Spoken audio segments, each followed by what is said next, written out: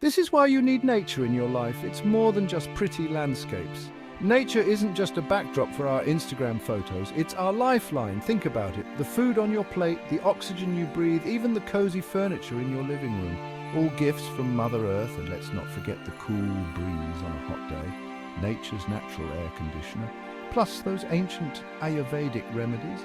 Yep, straight from the wild. When we protect nature, we protect ourselves. It's a simple equation. Save nature, save Earth. So next time you step outside, remember, you're not just enjoying the view, you're cherishing a vital part of life. Ready to make a difference? Let's get out there and give back to the planet that gives us so much. Save nature, save Earth. It's all in our hands.